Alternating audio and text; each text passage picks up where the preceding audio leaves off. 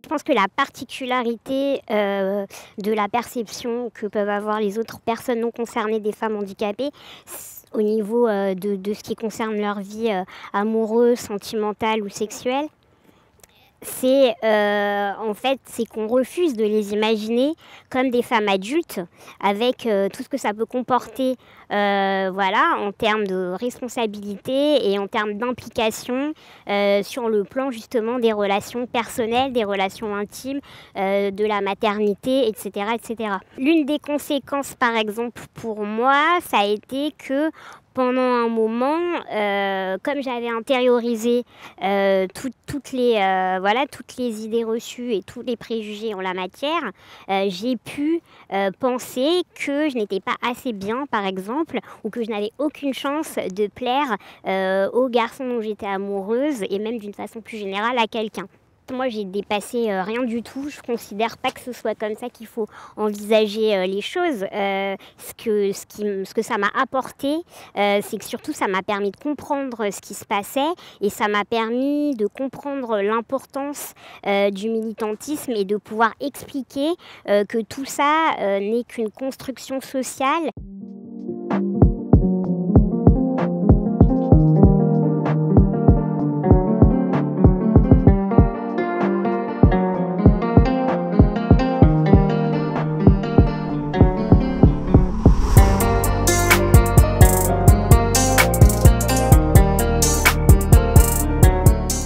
Le validisme, c'est un système d'oppression qui part du principe que les personnes valides sont la norme en fait et ils sont l'objectif à atteindre et que tout doit se caler sur eux et tout doit être pensé uniquement par rapport à eux et qui exclut le fait que l'humanité est composée différemment et qu'on fait en tant que personne handicapée totalement partie de l'humanité. Et comme tout système d'oppression, ça repose entre autres sur des représentations qui sont des représentations biaisées, caricaturales, qui permettent de justifier la façon dont on est traité, c'est-à-dire plutôt maltraité par les personnes valides. Le propre de toute cette construction autour du refus de voir les femmes handicapées comme des femmes adultes et sexuées, c'est de dévaloriser évidemment profondément les femmes handicapées. Et ce que j'essaye d'expliquer dans mon roman, c'est la façon dont j'ai pris conscience de ce système et de son fonctionnement et de l'impact évidemment que ça pouvait avoir pour moi et pour les autres femmes handicapées dans leur vie quotidienne et dans leurs relations.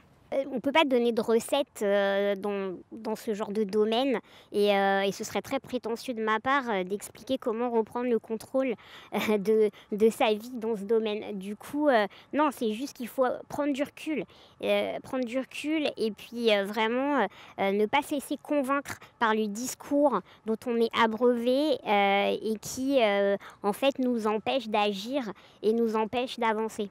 D'une façon générale, moi j'ai envie de dire qu'il n'y a pas de règles. Qu'il faut oublier tout ce que vous savez, tout ce que vous croyez savoir surtout. Il n'y a pas de règles et il faut créer soi-même les relations qui vous conviennent sans tenir compte de tout ce qu'on connaît déjà. Si la monogamie ça vous va pas, ben super. Non mais voilà, pour prendre des exemples comme ça, il faut être libre en fait. Il faut essayer de se libérer un maximum. Life. Life. Life. Life. Life. Life. Life. Life.